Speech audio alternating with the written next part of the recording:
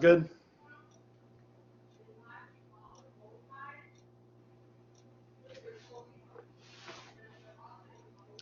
All right, how's it going? I'm Alec Boettcher, And I'm Austin Christophel. and today we're going to be presenting on romance and dating policies in the workplace. So just to start off, some background info about the topic. Over 50% of employees have engaged in some form of office romance at some point. 1/5 of employees have admitted to having an affair on a significant other with a coworker. What is you, 64% wait, of slow down, slow coworkers. down, slow down. What do you mean engage in some form of, what is 1/5 employees? What does that mean? Significantly, So 20% of the employees that were surveyed have admitted to cheating on or having an affair of some sort on their significant other with a coworker. okay, I didn't see the cheating. That's what I didn't see. Okay, good. So next, 64% of coworkers who are romantically involved keep it a secret from their work. And lastly, 72% of people said if given the opportunity, they would get involved romantically with someone in the office that they work with. Okay, now you both started your internships and you're in the office now for a couple weeks. How would you look at that? Would you get involved with someone at the office? Um, Definitely not now, not especially during an internship. I feel like you kind of definitely have to be on your best behavior, and like you've said Okay, multiple times, the whole time is an interview process. So okay, definitely not during an internship. No. okay. Afterwards? Yeah, Maybe still. once I get the job, celebrate. Oh, no, I want to explore this. I think it's a fascinating topic. I also think you got to keep in mind that you have to stay in your company's policies. At all time, you can't be breaking any rules. And I'm sure within the long list of policies that we are given to read, it definitely said something about office relationships. Okay. And so just summarizing the background info, what does it mean? In summary, the research shows us that although many people know that officer romances are frowned upon, that won't stop them. So if they find themselves in that specific situation, sometimes it's too tempting or they just disregard the policies. And because of Do you think this, they do that, disregard the policy on purpose, or do you think they're just stricken and I think it's more of just stricken and they have those romantic feelings and it's too enticing and they fall into the temptation. sure, And for it this almost reason, seems normal? yeah, exactly. And so for this reason, we feel companies will never fully be able to stop office romances, even if they outright ban them in the office. Okay, The majority of time, individuals will not disclose this info anyway, so even if okay, companies do ban it, it will still be hard for them to stop it. okay. So there's a lot of legal risks that are created for the employers with office romances, and depending on the ranking of the employees is where the real issues can arise. So we So can that have, if I'm a supervisor or somebody high, I could, that wouldn't be good for me to deal with somebody lower. correct, yeah, we feel that that creates the biggest issue because of many reasons where there could be, Favoritism and exactly. influence over some decisions and stuff like that. So So it's maybe more appropriately if you're equals? Yeah, I never saw a problem where, if two people are on the same level. I think there's really no person in the relationship can really benefit truly. But I believe there definitely is a problem when it's a relationship between two people of two different tiers. Mm-hmm, okay, and we feel the biggest issue with that arises where if say there's a promotion and say even if the person that's in the relationship is the most qualified, there becomes an easy scapegoat for that issue for the other associates who feel they were entitled to that promotion. So that can sure. create a really sticky situation. So next, in this place, again, there multiple issues can arise. If for one oh, I'm sorry, I'm on the next one. So even if the associate is the most qualified and the best for the job, an easy issue to scapegoat arises. Again, I believe we're just on that one. But again, I don't believe it's entirely fair that, sometimes people work all their life, day in and day out to get a certain position. And, for some person just to be handed the position over them just because they're in a relationship with, whoever's handing out that position. I can see definitely why it would tick off somebody and even frustrate them.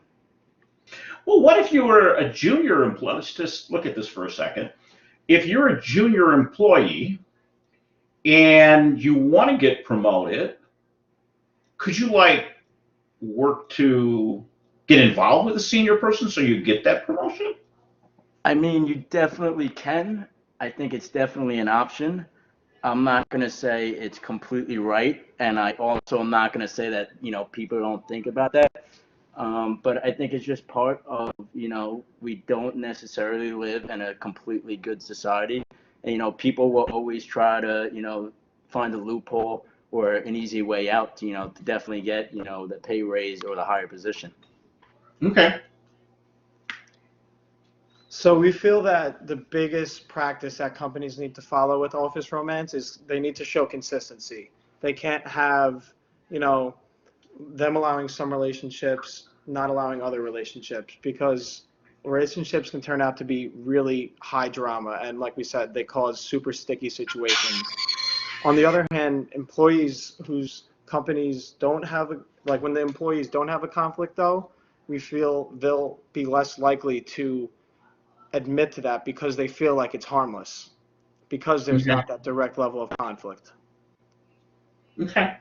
And we also feel that if employees can handle themselves like adults and there's not that level of conflict, then you'll see less issues in the workplace, as long as they're not showing PDA in the office, and if they do have a bad breakup, they don't fight in the office, etc., stuff like that. Mm-hmm. But one thing to add to that, I think, if a relationship does end or, something does go wrong, it's not always easy to hide the mess that has been created. So we definitely believe that it could definitely lead to some severe problems in the workplace I think it would first start off between both the partners, and I think, they can get other people involved and just make it way bigger than what it has to be. Exactly.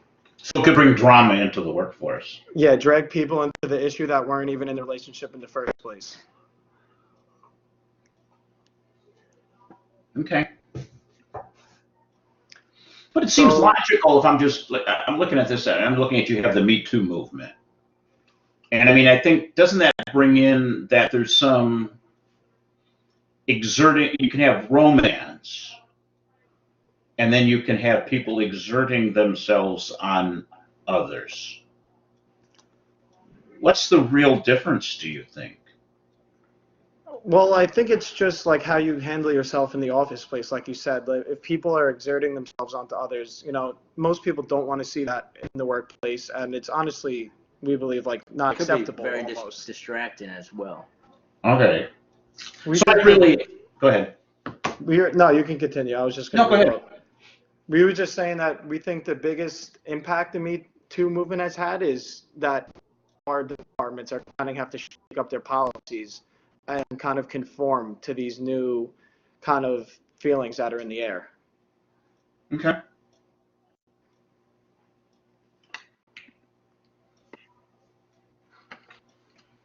So what are the advantages and disadvantages of having office romance policies that require workers to disclose their relationships?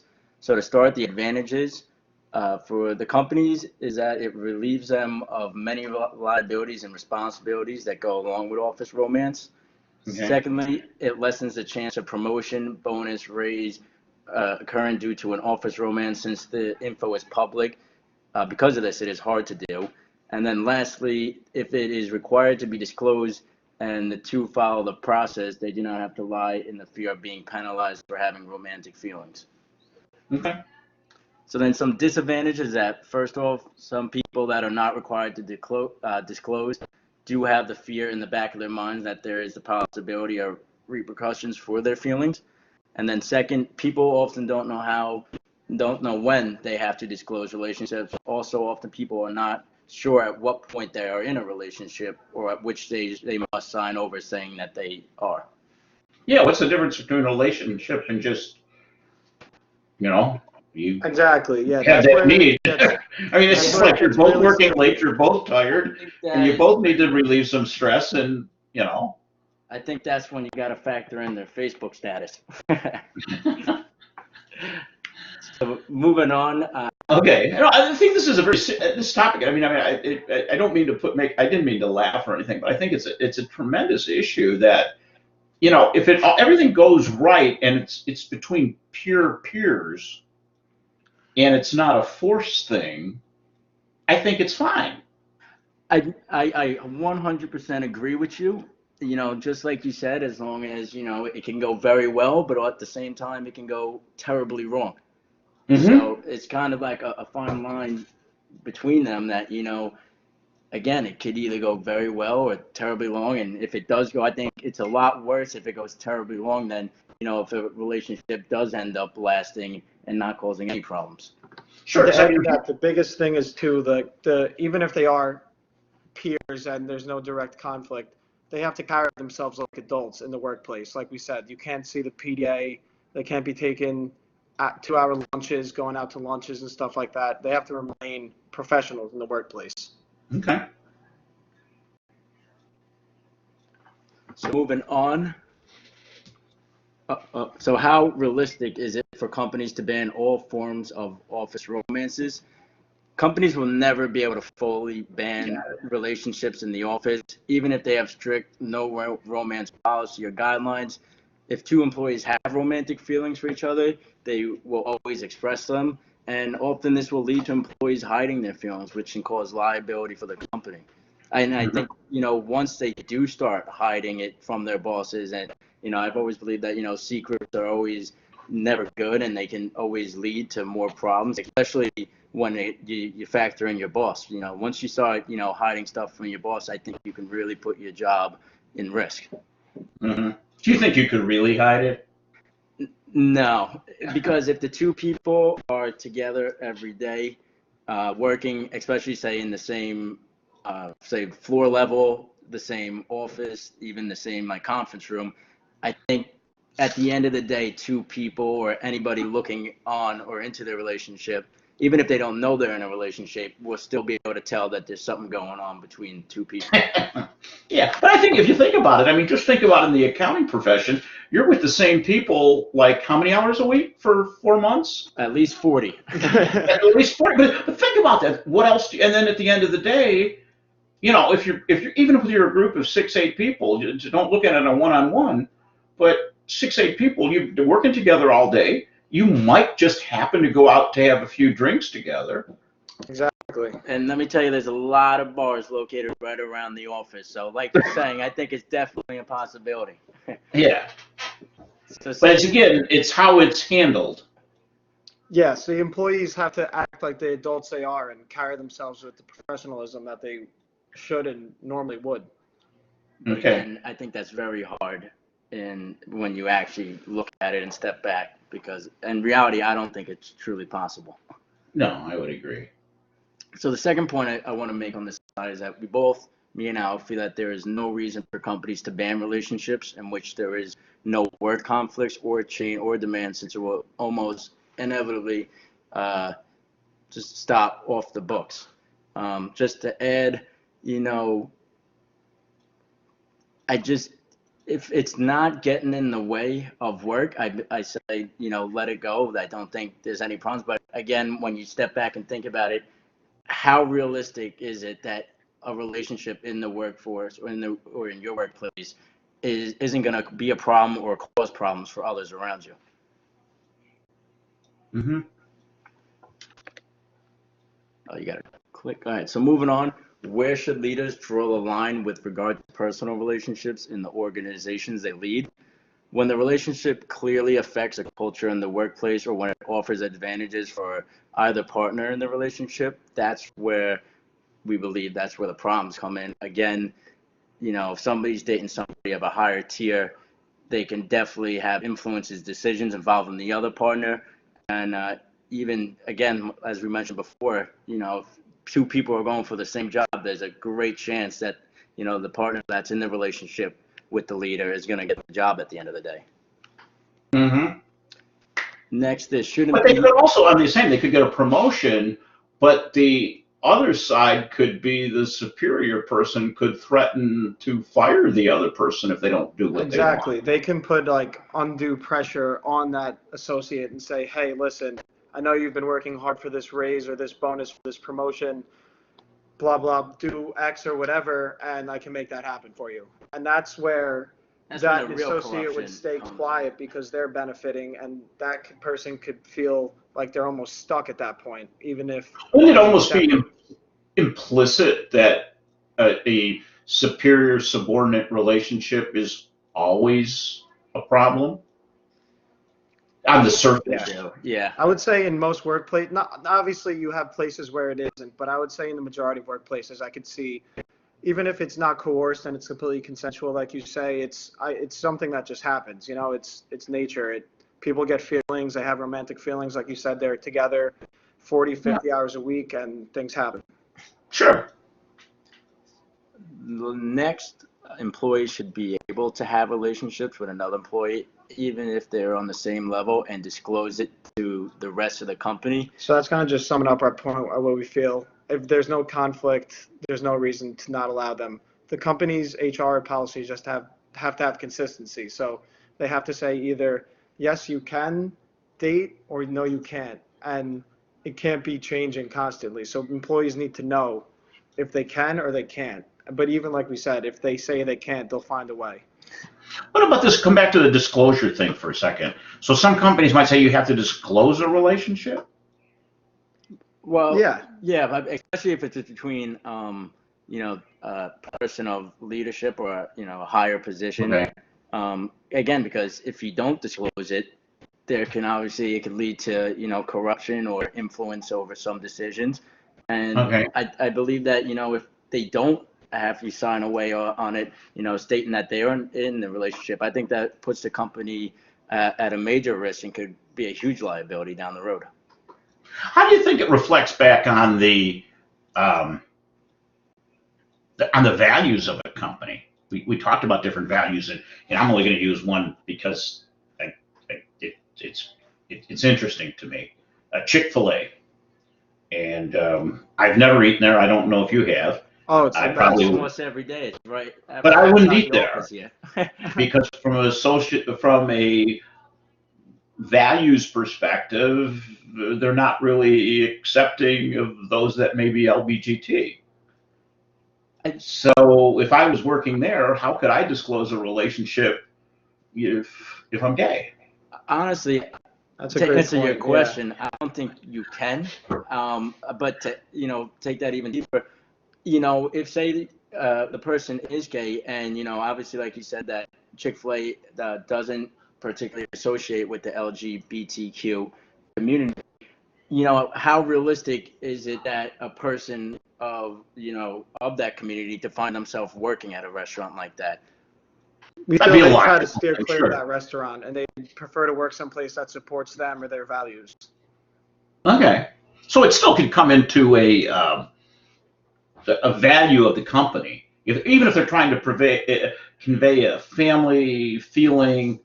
It could be. I think at the same time, yes, it definitely gives them a bad look, just because of all the stuff that we just talked about. But at the end of the day, that even though they are putting out these beliefs, they're still one of the most successful franchises at the end of the day. Okay. So Okay. I'm just that's just one example. Like I'm sure I yeah. could find others.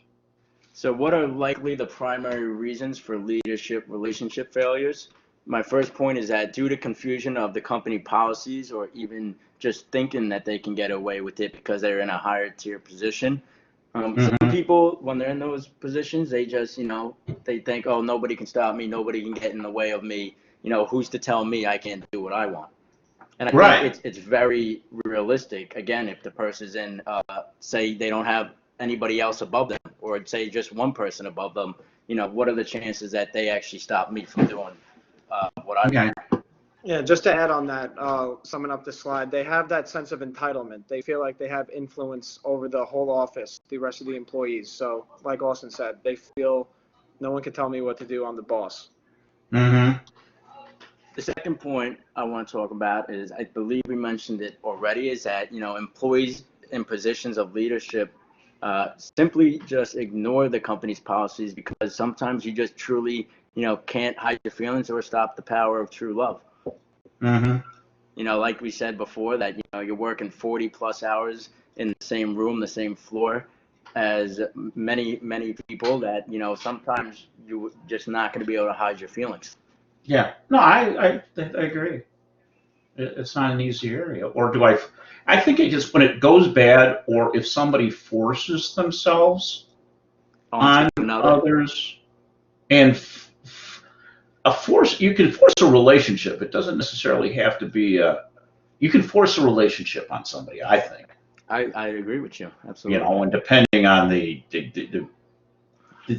person that may be targeted, they may be okay with it for one reason or another. They may feel we can get into this whole discussion, but that's not the purpose of that thing. But again, I think it's just some of the stuff is natural. It's just when it becomes abuse of power.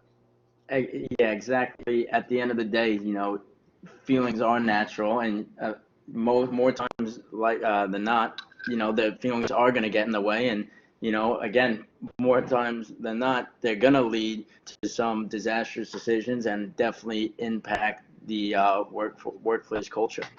Yeah. So just the last point I want to make is that a result of leaders just simply believing that they can get away with it because they have influence over other employees, which is what we talked about. They can definitely just, give people, maybe like a bonus to the side, maybe not even bonus, just, give them more freedom at work, just, so they can have that relationship. Mm-hmm. Mm-hmm. Okay. So What did you guys learn from doing this? what did we learn from doing this? I think Yeah, about either yourself That's or actually the our last topic. slide. The next slide. Oh, I can okay. skip to that right Go now. ahead. I didn't. Sorry, I didn't mean to jump ahead. No, no. all right. Do you want us to jump to it? It's only one Sure. ahead. So basically, we just summed up how like this research can help us in the future. It's taught us how serious the penalties of office romance could be and how poor situations they can cause. And like you said, how people can be coerced and people can get undue benefits from it. It's just the main place where it gets bad is when someone of power exerts himself on a lower. And Okay. that's just something that like we said, that associate could feel uncomfortable. They could maybe not want to do it, but the benefit is too good to pass up. So maybe they put themselves in an opportunity they'll regret a month, 2 months down the road. And then at that point, it could be too late. Okay. Could I harass up? Could I be a junior employee, like trying to force my way onto a more senior person for some supposed benefits? Again, yes, because at the end of the day, the people will always be trying to take the quick way or find the quick way to the top, and at the end of the day, if they believe that they can truly get away with it or, not have any consequences, more times than not, then they definitely are going to take that route. It also could backfire on them, though, if, say, a junior associate is obviously pushing him or herself onto a higher up level, and they can kind of catch on to that, and they're not into that, that could backlash on the employee, the lower level employee. Sure. Okay. Did some of this stuff surprise you when you started looking at it? I was honestly most surprised when we were doing the background research, that Forbes article that had that survey. Some of those stats were honestly astonishing to me, Mm-hmm. especially the 20% of employees have admitted to. That doesn't even factor the people who haven't admitted into cheating on their significant other with someone at work. So Mm-hmm. we don't even know how high that actual number is. So that was honestly shocking to me. Yeah. And just one last point, I think, just to add to that, you know, it truly is incredible, how many people admitted to, having office relationships, and especially a lot of people, especially, people say higher positions, more often than not, they're going to be a lot older. And a lot of these times, these people have families at home as well. Mm-hmm. So they're putting their whole family, their whole life on the line for this one thing. Yeah. Okay.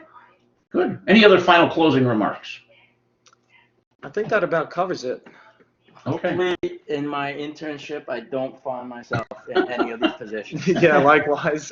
Unless I'm becoming the CEO of PwC.